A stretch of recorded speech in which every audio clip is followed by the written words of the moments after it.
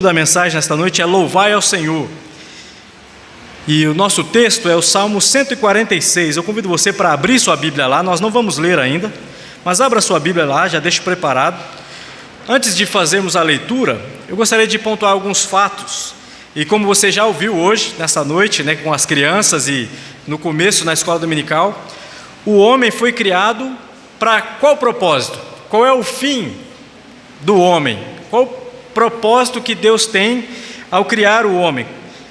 A glória dele, já vimos isso, muitos já decoraram. Deus criou o homem para a sua glória, para o seu louvor. Fomos criados com esse propósito de desfrutá-lo, de glorificá-lo, de servi-lo, de comungar com ele. Romanos 11:36, a palavra de Deus diz que por meio dele, porque dele e por meio dele e para ele são todas as coisas. A ele seja a glória para sempre. Amém. Tudo o que foi criado, inclusive o homem, toda a criação foi criada para a glória e louvor de Deus. Paulo, ao escrever na carta aos Colossenses, capítulo 1, verso 16, ele diz: pois nele foram criadas todas as coisas, nos céus e sobre a terra, as visíveis e as invisíveis, sejam tronos, sejam soberanias, quer principados, quer potestades, tudo foi criado por meio dele e para ele. Tudo foi feito para a glória e louvor de Deus. E em Apocalipse capítulo 4, verso 11, a palavra de Deus diz: tu és digno, Senhor e Deus nosso, de receber glória, honra e o poder, porque criaste todas as coisas, e por tua vontade elas vieram a existir e foram criadas. Deus é digno do nosso louvor, da nossa adoração, não só do homem, mas de toda a criação, porque Ele foi quem criou, é por direito.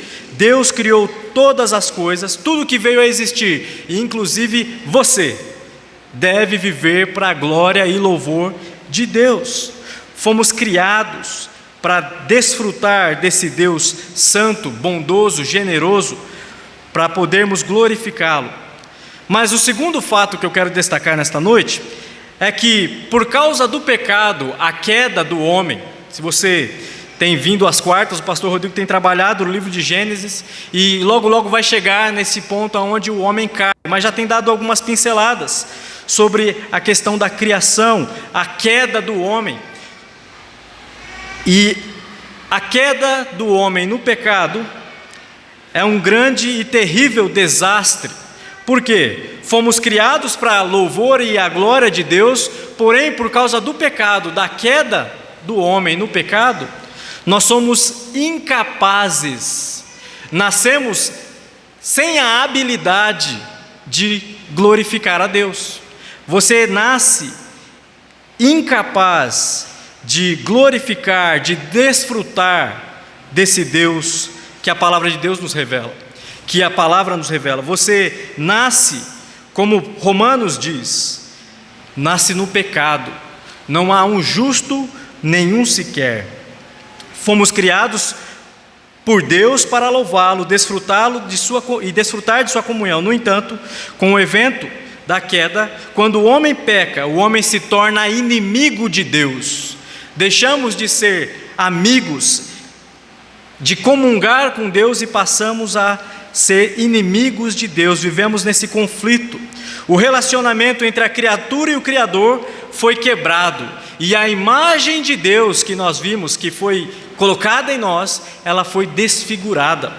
Foi realmente desfigurada por conta da queda, do pecado. E ao invés de buscar a glória e o louvor de Deus, ou em buscar glorificar a Deus e viver para Deus, servir ao Senhor, o homem passou a buscar a sua própria glória e o seu próprio louvor. E quando você olha para a sociedade hoje, é isso que nós vemos, cada um correndo atrás do que é seu. Você entra no YouTube, todo mundo quer ter seguidor, e faz o que puder para chamar o quê?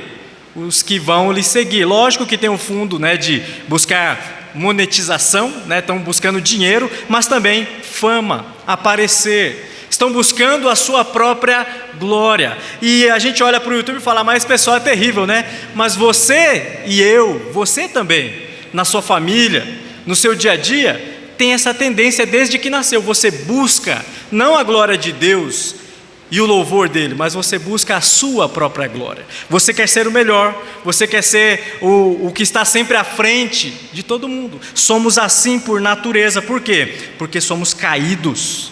O pecado nos desfigurou e nós não buscamos a glória de Deus, mas sim a nossa glória. Veja o que Paulo diz em Romanos 1, 21 a 23, ele diz: porque tendo conhecimento de Deus, sabe que Deus existe, olham para a natureza, para tudo que Deus criou.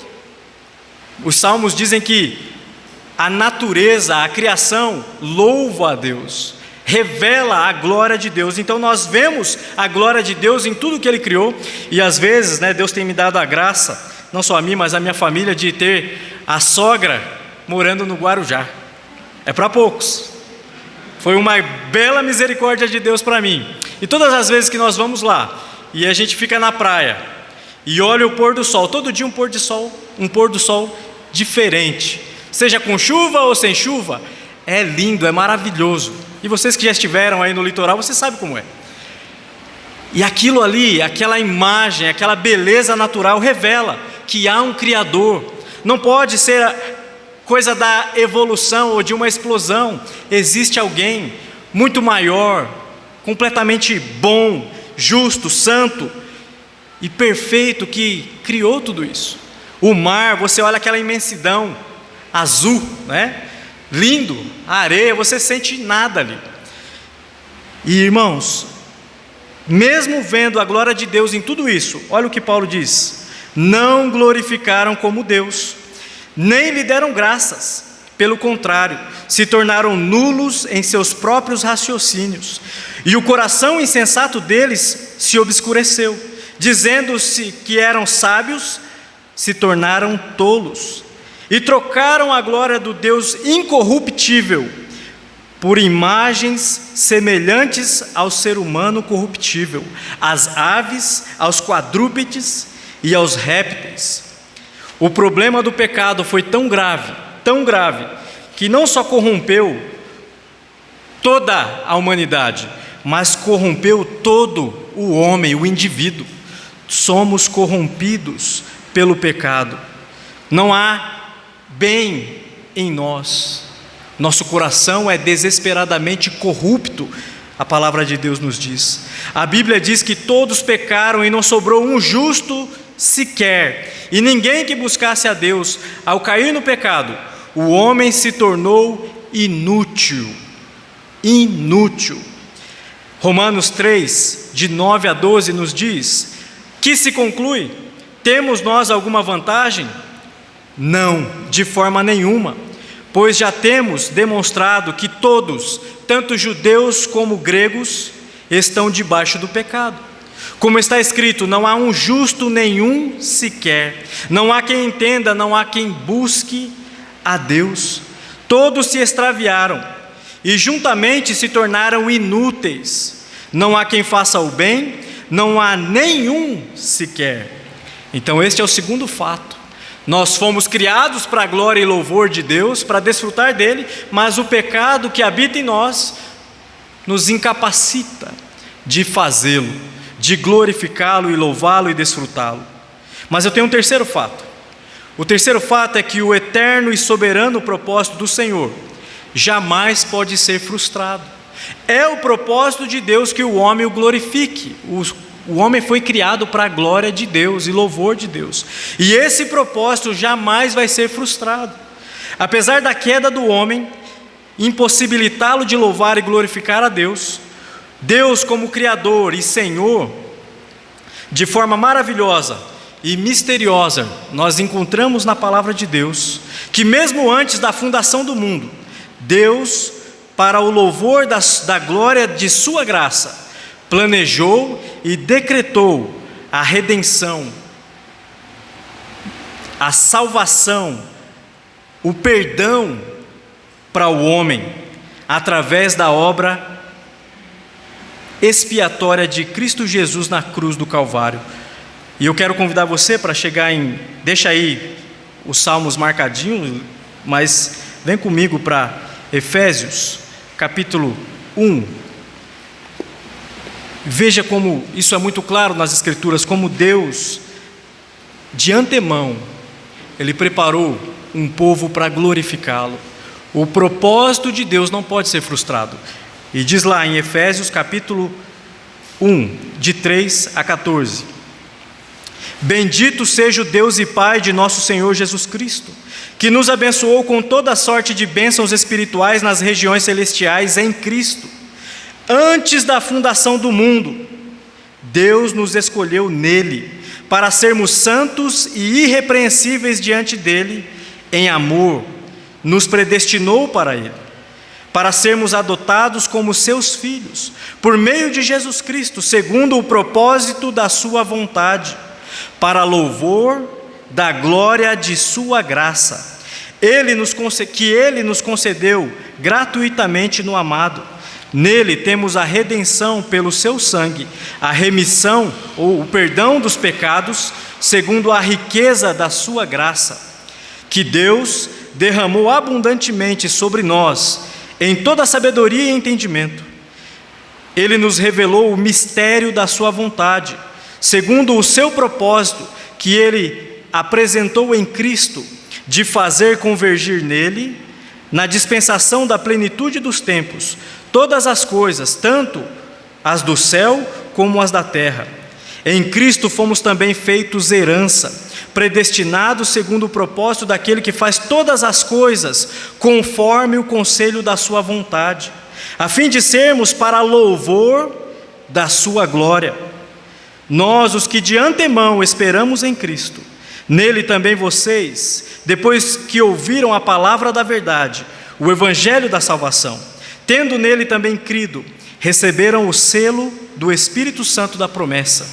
O Espírito é o penhor da nossa herança, até o resgate da sua propriedade, em louvor da sua graça. Antes mesmo de o homem ter sido criado, Deus decidiu salvar o homem do pecado.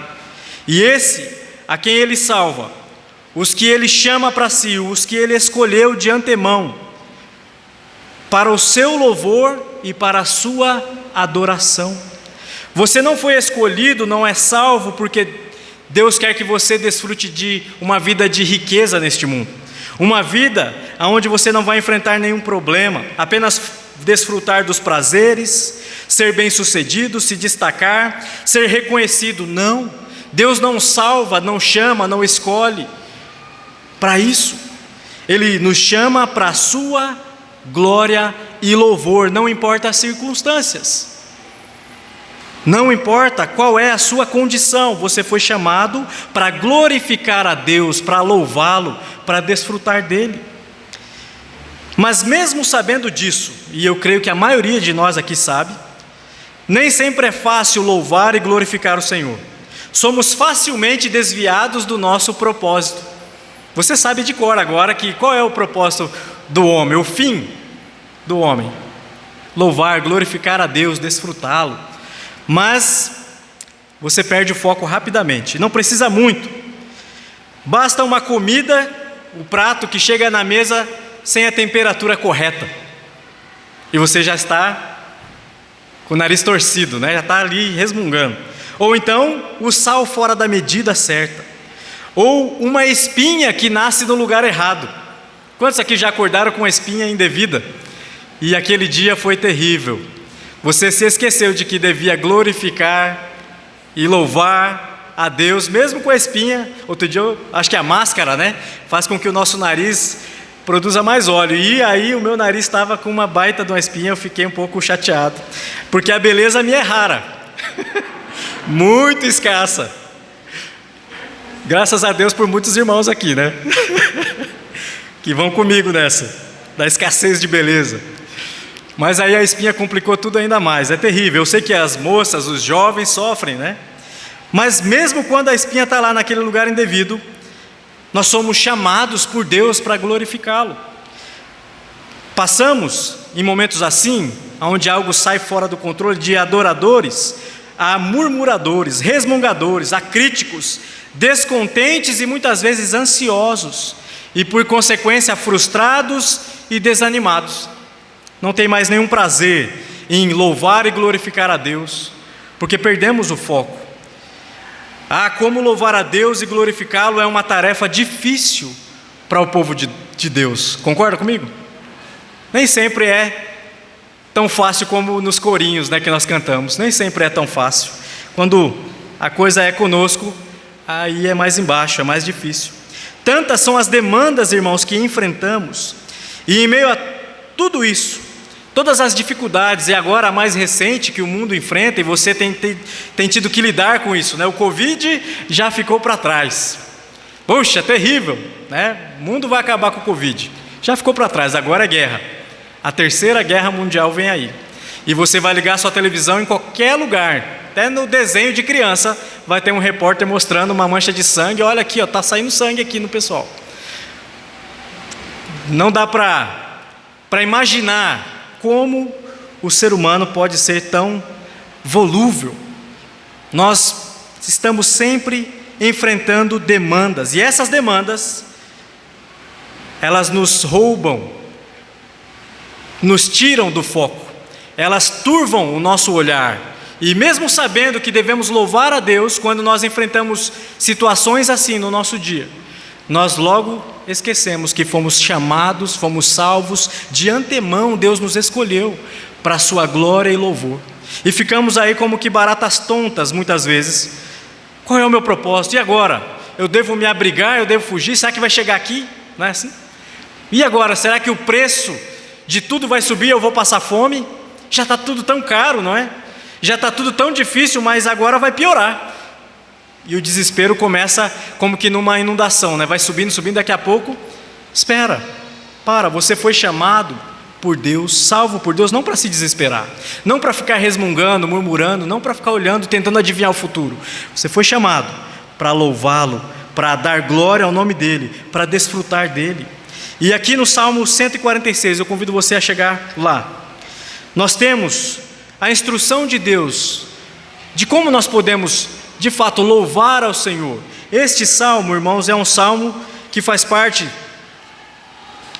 do livro final dos salmos. O salmo é o cantor, né, o inário dos judeus, do povo de Deus, o povo de Israel. E no final, esses últimos 5 salmos, eles fecham uma seção que são chamados de hinos de aleluia, ou cânticos de aleluia. E você vai reparar que, se você continuar seguindo esses salmos, algumas versões, outras não, mas a que nós usamos, a NAA, ela começa o salmo com a palavra aleluia, e quando você vai lá no último versículo, depois do versículo, eles separaram e colocaram o final como aleluia. Aleluia na introdução e aleluia na conclusão. A ideia é que essa seção de salmos traz para nós é que, por mais que o livro dos salmos, eles incluem petição, lamentação, súplica, desespero, né? Quando você lê os salmos, você fica ali empático, aquilo fala com você, porque muitas vezes o salmista está desesperado, está buscando uma oração imprecatória sobre os inimigos, né? Está pedindo socorro em meio aos desesperos que ele está enfrentando. Aqui no final, você vai ver que esses salmos, eles esquecem dessa experiência de vida humana, de sofrimento e busca de socorro, e eles focam apenas no Senhor, em louvar ao Senhor. Por mais que tudo é difícil, há sim as dificuldades da vida, as agrúrias da vida, né, como um amigo nosso gosta de dizer, há sim a parte dura, né, da vida, mas quando eles chegam aqui nessa parte final, eles focam em glorificar a Deus, em honrar a Deus, olhar para o Senhor. A palavra aleluia quer dizer louvar ao Senhor, né? E ele diz assim, o salmista escreve: aleluia, louve, ó minha alma, o Senhor. Louvarei o Senhor durante a minha vida, cantarei louvores ao meu Deus enquanto eu viver. Não confie em príncipes, nem nos filhos dos homens, em quem não há salvação. Sai-lhes o espírito, e eles voltam ao pó. Nesse mesmo dia, acabam todos os seus planos. Bem-aventurado aquele que tem o Deus de Jacó por seu auxílio, cuja esperança está no Senhor, seu Deus, que fez os céus e a terra, o mar e tudo o que neles há, e mantém para sempre a sua fidelidade, que faz justiça aos oprimidos e dá pão aos que têm fome. O Senhor liberta os encarcerados, o Senhor abre os olhos aos cegos, o Senhor levanta os abatidos, o Senhor ama os justos, o Senhor guarda o estrangeiro, ampara o órfão e a viúva, porém transtorna o caminho dos ímpios. O Senhor reina para sempre, o seu Deus, ó Sião, reina de geração em geração. Aleluia! E ele termina com essa frase que significa louve ao Senhor. Portanto, a ideia do salmista, do propósito desse salmo, é que nós, não importa a circunstância, mas nós temos que louvar ao Senhor. Mas como eu já disse, como é difícil louvar ao Senhor em tempos de dificuldade, quando as coisas saem do nosso controle. Esse salmo, ele pode se dividir em 3 partes. A primeira, nós temos aí dos versos 1 e 2, o salmista, ele toma uma decisão, e a decisão dele é, ele jura, ele promete ao Senhor que vai louvá-lo para sempre. Versos 1 e 2, ele promete, ele jura louvores perpétuos a Deus. A segunda divisão pode ser feita nos versos 3 e 4, ele faz uma exortação, e ali ele conclama, ele exorta a todos que não confiem no homem. Você não deve confiar no homem. E na terceira divisão, os versos 5 a 10, ele faz uma constatação. E ele diz o quê? Só Deus é digno de confiança, por causa do seu poder, justiça, misericórdia e reino. Os versos 5 a 10, ele deixa isso claro. Mas como esse salmo pode nos ajudar no nosso propósito? Deus nos chamou para a sua glória e louvor. Como esse salmo nos ajuda a louvar a Deus em tempos de dificuldade? Esse salmo nos ensina, ele nos convida a colocar a nossa confiança somente em Deus. É assim que ele nos ajuda a glorificar a Deus. Quando nós colocamos nossa confiança e a nossa esperança somente em Deus, nós glorificamos e louvamos o nome de Deus. Quando você confia e espera no Senhor, aí sim você glorifica a Deus, você louva a Deus com a sua vida. E aqui o salmista nos dá 3 razões pelas quais nós devemos colocar nossa confiança e esperança somente em Deus. E a primeira está aí nos versos de 1 a 4, aonde ele diz: louve, ó minha alma, o Senhor, louvarei ao Senhor durante a minha vida, cantarei louvores ao meu Deus enquanto eu viver. Não confie em príncipes, nem nos filhos dos homens, em quem não há salvação. Sai-lhes o espírito e eles voltam ao pó. Nesse mesmo dia acabam os seus planos. Então nós vemos que o salmista, ele, em primeiro lugar, ele mostra para nós que louvar ao Senhor é uma decisão pessoal, individual. Ele diz lá: louve, ó minha alma.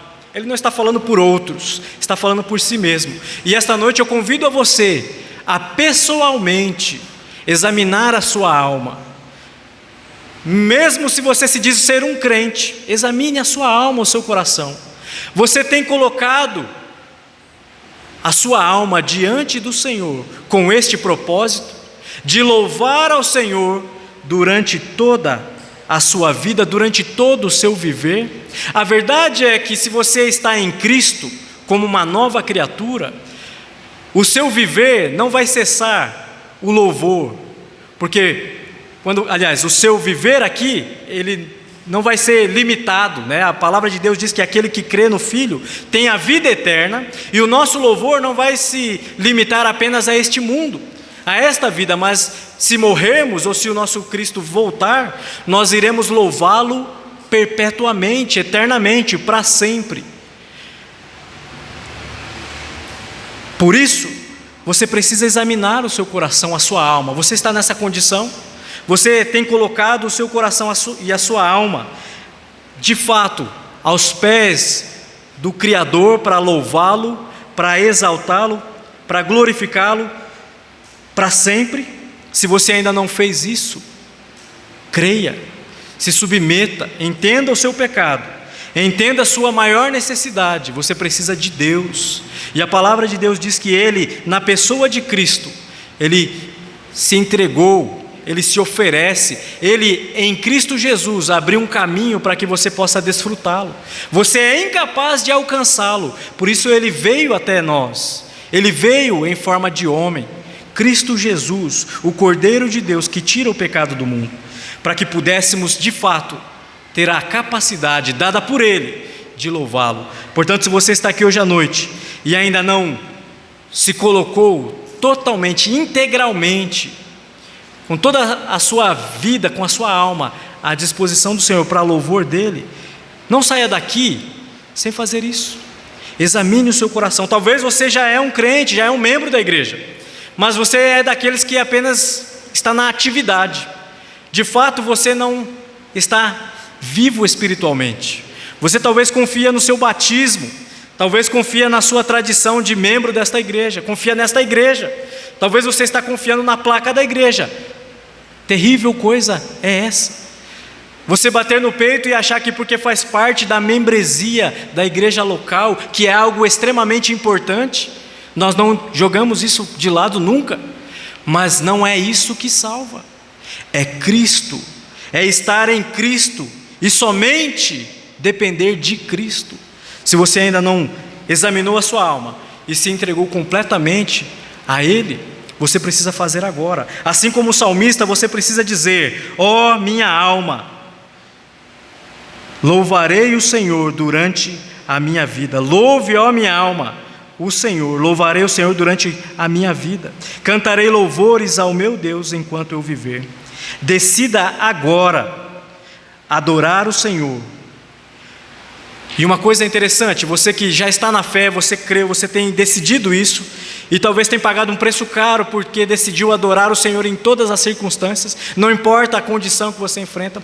É algo, como eu disse, terrível, é uma tarefa difícil, mas é tão maravilhoso quando você pode enxergar os benefícios, pode provar os benefícios de estar firmado no Senhor, glorificando, adorando, não vivendo para si, mas para Ele. Você fica satisfeito.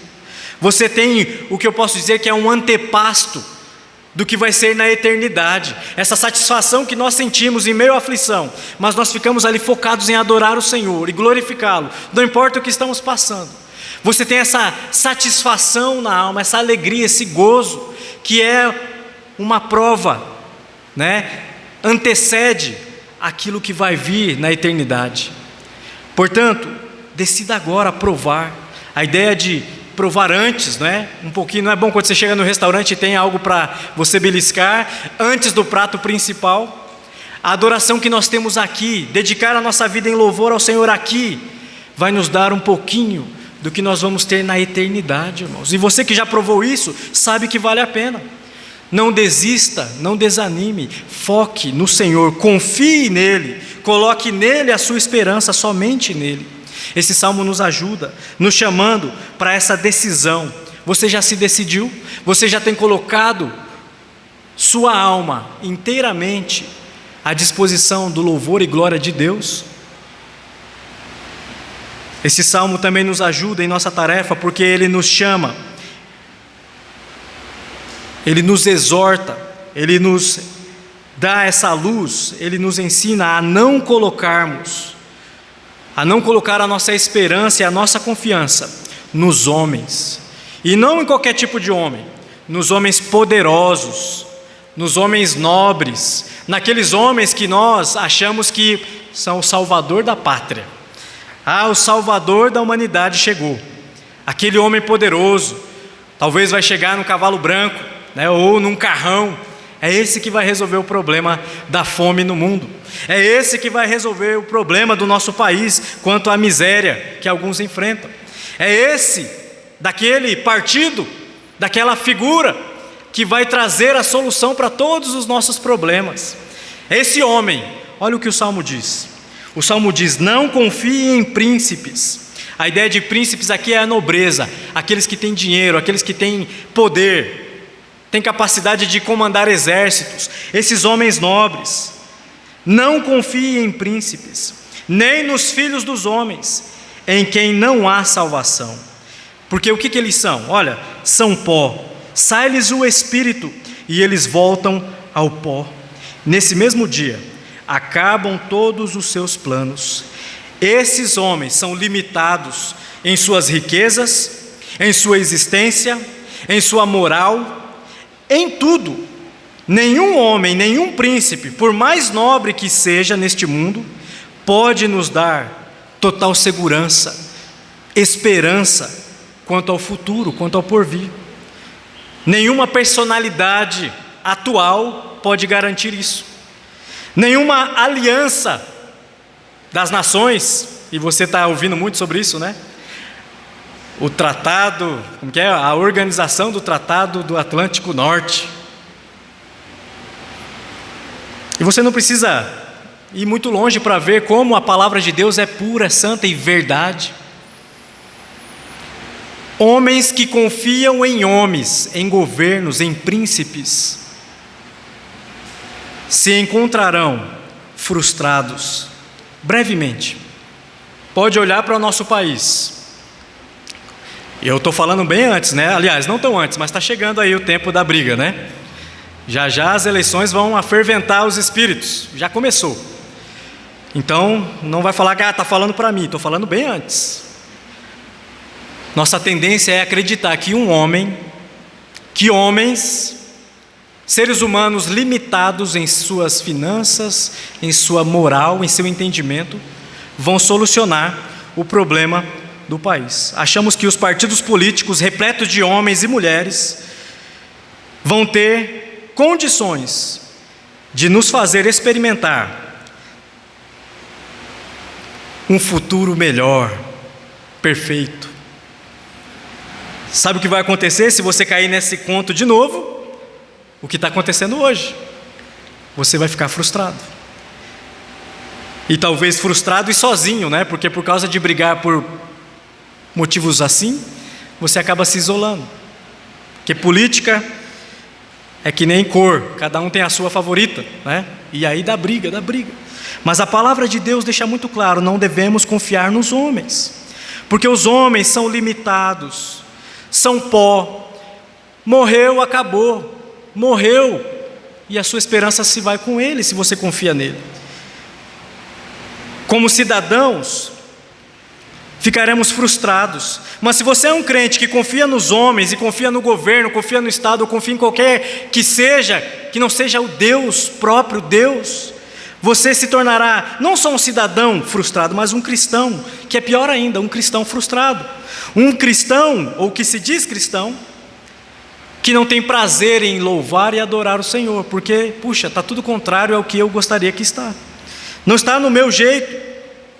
Então nossa adoração e serviço a Deus, ela é minada.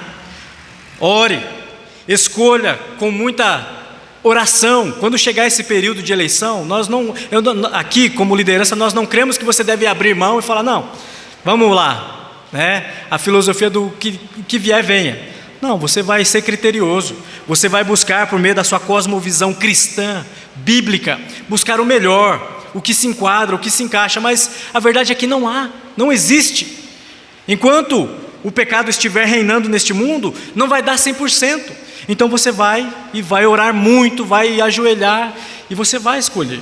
Você deve estar atento, mas você não deve colocar o seu coração nestes homens, porque eles não têm a solução. Eles não são a solução. São limitados. Por mais poderosos que possam parecer ser, eles não se comparam com aquele que controla tudo e todos. Não se comparam com aquele no qual nós devemos descansar e confiar e, de fato, colocar toda a nossa esperança. Veja o que ele diz no verso 5, e aí o nosso próximo ponto. Bem-aventurado aqueles que têm o Deus de Jacó por seu auxílio, cuja esperança está no Senhor, seu Deus. Devemos confiar no Senhor por causa do histórico que Deus tem. O Deus de Jacó, quando aparece essa palavra, essa frase, o Deus de Jacó, muitas vezes o Deus de Isaac, né, de Abraão, Isaac e Jacó, você vai ter sempre essa frase. Isso é um jeito do autor bíblico, né, do próprio Deus, mostrar que Ele é fiel sempre, é o histórico. Eu lembro que quando o meu primeiro emprego, isso há muito tempo atrás, fui trabalhar como contínuo, muita coisa acontecendo que eu não lembrava, não sabia nem o que era. Me pediram o currículo e aí me chamaram para fazer a entrevista, e eu deveria levar um atestado de antecedente criminal, né? E eu fiquei, o que é isso, né? Aí minha mãe explicou, para provar que você não é um trombadinha, né? Que você não tem passagem pela polícia. Aí fui lá, o meu antecedente criminal estava limpo, não tinha. Então atestou que eu era um bom cidadão, vamos dizer assim. Não conheci meu coração, né? Mas eles lá se garantiram do papelzinho. Mas isso falou, olha, é um menino bom, boa praça. Talvez alguns já tiveram essa experiência, e essa eu não tive, de ter que tirar como é que eles chamam? Uma certidão negativa. Né? Quando você vai comprar alguma coisa ou fazer um empréstimo grande, eles pedem como é que está o seu nome na praça. E aí você faz essa certidão negativa para constar que não tem nada lá de errado. Você é um cliente, é alguém que pode se confiar. Quando o autor bíblico ele usa a expressão o Deus de Jacó, o Deus de Abraão, Isaac e Jacó, ele está mostrando que Deus tem um histórico de fidelidade. Ele não tem mancha no seu histórico. Você pode confiar e descansar nele, porque cada promessa que ele fez para esses homens, ele nunca deixou de cumprir.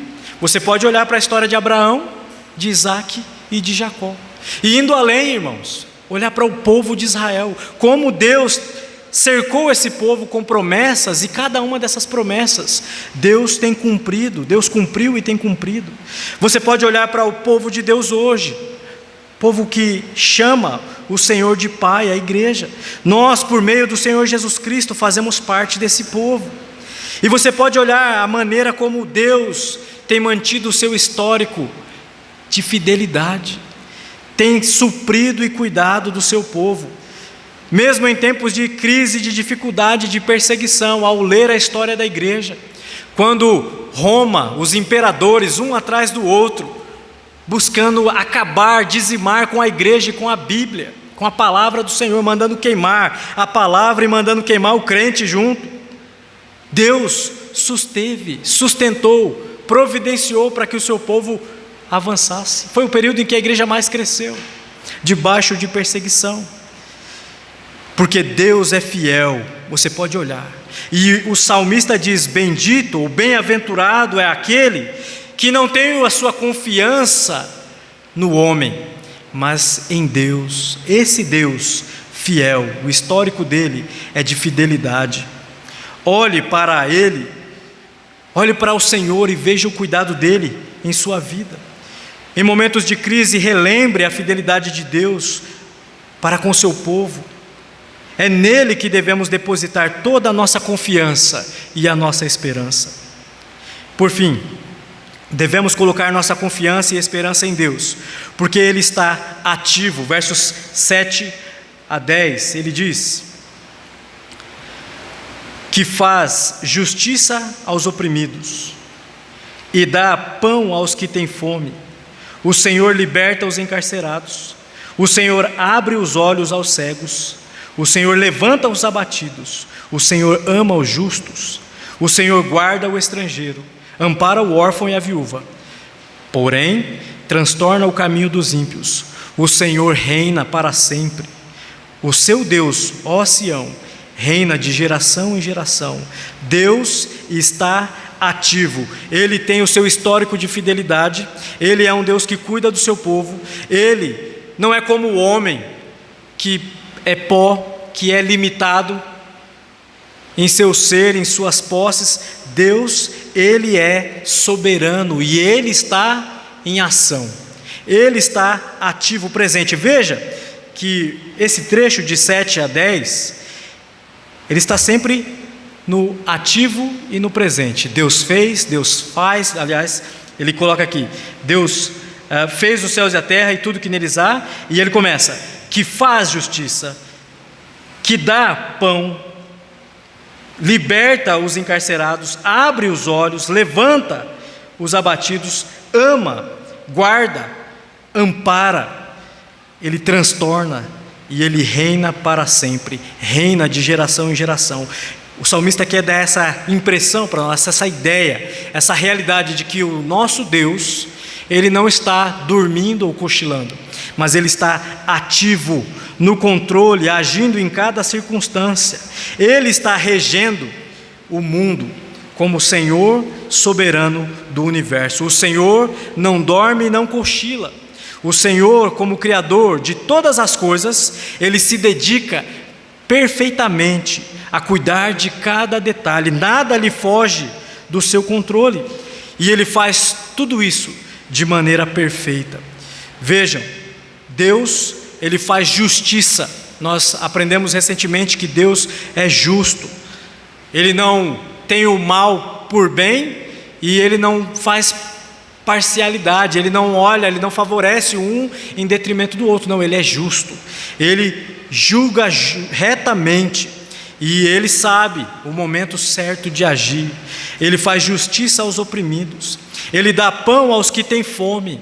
A miséria que nós vemos no mundo, Deus está atento, ele dá pão ao que tem fome, ele liberta os encarcerados, os cativos, ele abre os olhos dos cegos, ele levanta os abatidos, ama os justos, guarda o estrangeiro, ampara o órfão e a viúva. Isso aqui não resume, né? Você pode olhar e perceber que isso resume o ministério de alguém. Quando você lê esse trecho, de quem você lembra? Que dá pão ao que tem fome, faz justiça ao oprimido, liberta os encarcerados, abre os olhos aos cegos, levanta os abatidos, ama os justos, guarda o estrangeiro e ampara o órfão e a viúva. Quem faz e fez tudo isso? Nosso Senhor Jesus Cristo, o Filho de Deus, a plena e perfeita revelação de Deus que esteve neste mundo. Ele fez tudo isso aqui em seu ministério. Durante o seu ministério neste mundo, Deus, em Cristo Jesus, nosso Senhor, ele fez cada uma destas obras. E a verdade é que mesmo após a sua morte e ressurreição, ele continua fazendo. Ele está ativo, ele está reinando, ele está amparando todos os necessitados. Mas este mesmo Cristo que veio para suprir cada uma das nossas necessidades, e principalmente a maior de todas, aquela que nós não podemos de forma alguma solucionar, o nosso pecado. Esse Cristo, ele salva por meio do seu sacrifício na cruz do Calvário todo e qualquer pecador que se achegar arrependido a ele. Mas o salmista deixa claro: porém, transtorna o caminho dos ímpios. Quem é o ímpio? O ímpio é você que está aqui hoje à noite e tem andado em busca do seu louvor e da sua glória. Você vive a vida como você bem quer. Você acha que você é o senhor de si mesmo, a senhora do destino. Todo mundo riu, né? Olha como pega crente aí, né? Você pensa que tem as rédeas da sua vida em suas mãos. Isso é ser ímpio. Eu vou fazer porque eu sei o que é melhor. Preste bem atenção. O Senhor transtorna o caminho do ímpio. E esse transtornar aqui é um transtorno que não vai ter retorno. Você que está nessa condição vai ser julgado uma vez e uma vez por todas. Se você estiver vivendo sua vida como você quer, longe de Deus, inimigo de Deus, buscando o seu louvor e a sua glória, arrependa-se, venha a Cristo, pois outro não há em quem você possa assegurar e se refugiar. Somente em Cristo você pode ter a segurança e o descanso, o refúgio daquela que nós chamamos, que a palavra de Deus diz que é a ira vindoura. Se você se arrepia todo em pensar em guerra, Puxa, olha a guerra, ai, ai, ai. Será que vai chegar aqui? Já dá aquele... Fala a verdade, né? Todo mundo fica, será que eu vou ter que ir para a guerra? Será que vai ficar tão ruim? Se você andar pela mídia, você vai tomar um tiro na hora que você sair da porta, toma cuidado. Mas a gente fica um pouco ansioso. O que vai acontecer com o nosso país? Com a América do Sul? Se no leste europeu está aquele caos, né? Ai de você, se você cair na mão do Deus vivo. Se você está nessa condição, isso é muito pior do que enfrentar uma guerra proposta pelos homens, porque o Criador, o soberano sobre tudo e sobre todos, Ele vai punir o seu pecado de uma maneira que você não quer experimentar. A palavra de Deus descreve a ira de Deus como algo terrível, e ao olhar para a cruz do Calvário, você ganha um pouquinho do que é a ira de Deus. Ele moeu o seu próprio Filho, Ele derramou toda a sua ira na cruz do Calvário sobre Jesus Cristo. O castigo que nos traz a paz, a Bíblia diz, foi lançado sobre Ele, pelas pisaduras dele, as pisaduras, as chagas, os ferimentos que Ele enfrentou. Por causa desse sofrimento, nós fomos sarados. Você precisa crer e se refugiar em Cristo somente. Você não pode enfrentar o Senhor. Talvez na sua arrogância e na sua tolice e inutilidade de pensamento, na sua ignorância, você acha que sim, você é mais sábio e mais forte. Mas não, a palavra de Deus deixa isso muito claro: o Senhor transtorna o caminho dos ímpios. Talvez pode demorar um pouquinho, talvez você olhe para trás e fale, mas eu já fiz tanta coisa e ainda não chegou. Mas Deus, Ele é longânimo, Ele é paciente. Vai chegar a hora que a justiça dEle vai ser derramada sobre sua cabeça. E se você não for encontrado em Cristo, você vai sentir a ira de Deus sobre sua alma. O nosso Deus, o Deus das Escrituras, Ele continua reinando, Ele está ativo. E é tão bonito quando você lê isso aqui, Ele diz: o Senhor reina para sempre. O seu Deus, ó Sião, ó igreja. Irmãos, não pense que é a Rússia que vai dominar o mundo, tá? O Putin, ele vai conseguir alguma coisa? Talvez, mas ele não vai dominar este mundo. Ele é um homem que vai retornar para o pó. A gente olha para ele agora, puxa, um baita de um ditador, né? Poderosíssimo. Ou outros que você vai ter aí na história. Mas eu creio que o maior conquistador de toda a face da terra foi Alexandre o Grande. Você já leu como foi a morte de Alexandre o Grande? Que conquistou todo o mundo praticamente conhecido na época. Com pouca idade ele conquistou o mundo todo da época. E ele morreu picado por um mosquitinho que trouxe a febre amarela, ou trouxe uma febre dessas, ou malária, não lembro agora, e ele morreu. Alguns poderosos que nós olhamos com, puxa, mas um mosquitinho, uma doença simples, não tinha vacina na época, foi ceifado. E você pode olhar para essas personalidades e temer, mas não tema, porque quem reina de geração em geração, vai passar imperador atrás de imperador, vai passar presidente após presidente, prefeito após prefeito, vereador após vereador, pastor após pastor.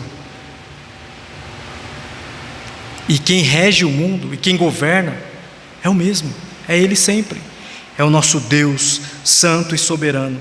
Portanto, não confie no homem, descanse no Senhor, coloque sua confiança inteiramente, somente no Senhor, o nosso Deus.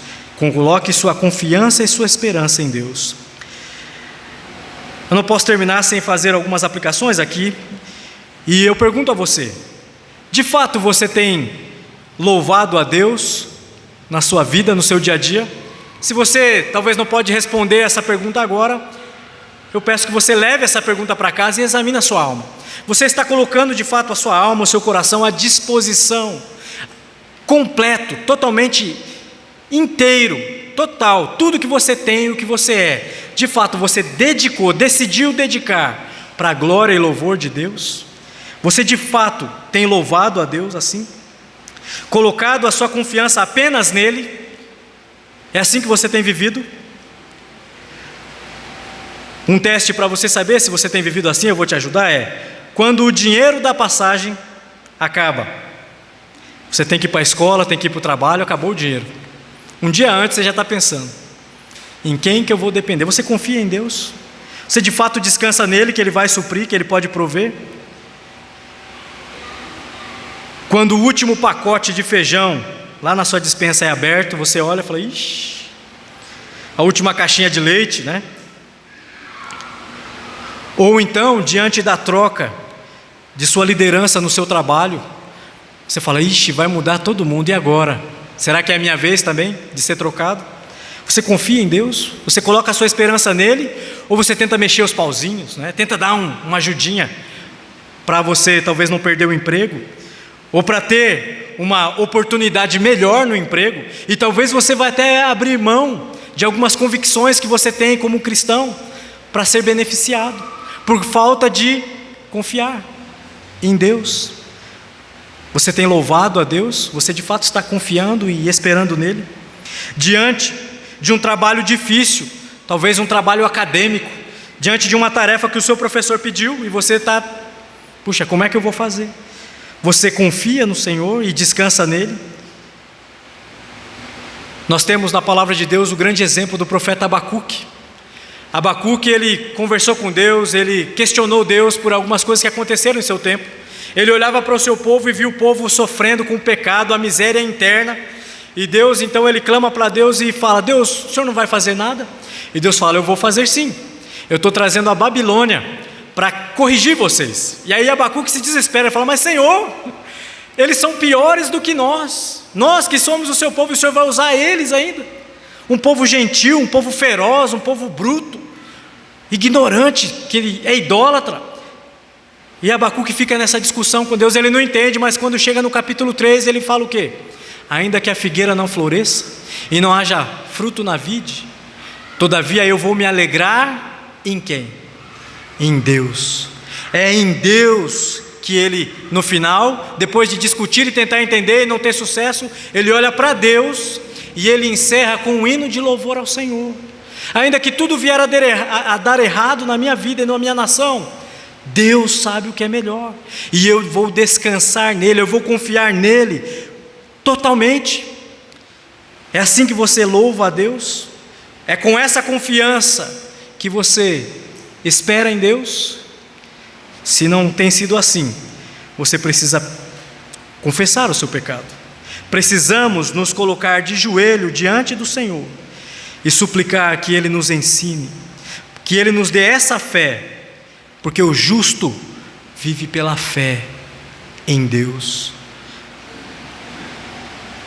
Olhe para o histórico de fidelidade que Deus tem na sua palavra, como Ele tem cuidado do seu povo lá na palavra, aqui na palavra, mas também olhe para como Deus tem cuidado de você desde o dia em que você creu, o dia em que você entendeu ser um pecador que merecia o inferno, mas Ele te poupou por meio de Cristo, e como Ele tem trazido você até aqui, tem te poupado do lago de fogo do inferno, e tem te dado a oportunidade de adorá-lo, de louvá-lo, de desfrutar da presença dEle, de servi-lo.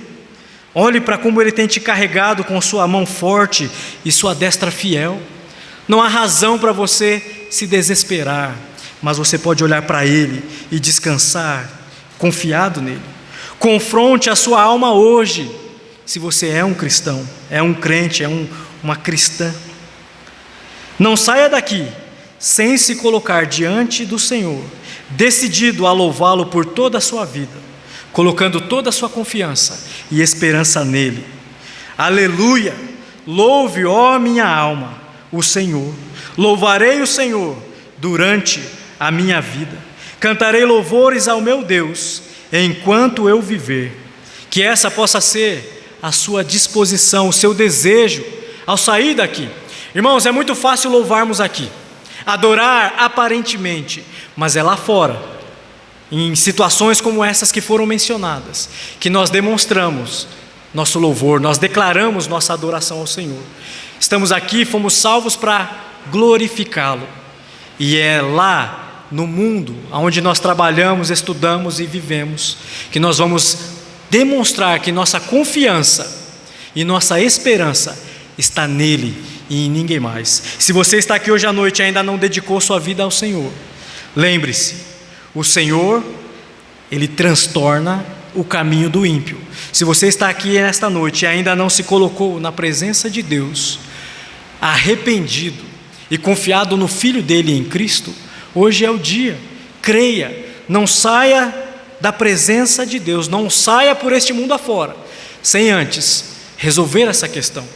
Creia, deixe de ser inimigo de Deus para ser filho de Deus, salvo, perdoado por meio do sangue de Cristo Jesus. Vamos orar. Pai amado, nos ajuda, Senhor, a te louvar. Somos fracos, somos frágeis, e apesar de tudo que já ouvimos aqui e aprendemos esta noite, a verdade é que amanhã, Senhor, nós vamos tropeçar e nós vamos tirar os nossos olhos de Ti. Nossa confiança vai ser abalada, nossa ansiedade vai ser uma realidade, e eu peço, Senhor, perdão, peço Sua misericórdia. Nos ajuda, Senhor, em nossa fraqueza. Nos ajuda, Senhor, por meio do sangue do Seu Filho, a vencer esses inimigos que muitas vezes nos fazem cambalear em nossa jornada, em nosso propósito de glorificar a Ti e desfrutar do Senhor. Que a nossa comunhão, ó Deus, possa ser protegida por meio de um espírito obediente. Nos auxilie, Senhor, em praticar tudo o que temos aprendido nesta noite, a valorizar, Senhor, nossa igreja local, que como membros possamos ser membros comprometidos, e como membros do Seu corpo possamos de fato demonstrar que nossa confiança e nossa esperança está somente em Ti, e aonde quer que estejamos, isso possa ser visível, possa ser audível aos ouvidos surdos daqueles que ainda não chegaram a Ti, ó Pai. Nos usa, Senhor, como veículos da Tua graça, que a Tua glória possa ser vista em nós, em nossas famílias, em nossos filhos, no nosso trabalho, Senhor. Tem misericórdia de nós, e mesmo em meio às circunstâncias difíceis que temos enfrentado, nos ajuda a descansar e confiar, a esperar no Senhor, porque é isso que glorifica o Teu santo nome. Faz de nós servos fiéis, dependentes do Senhor, que confiam e esperam somente em Ti. Essa é a minha oração, a minha súplica, em nome de Jesus. Amém. Nós vamos encerrar cantando uma música. Eu convidar o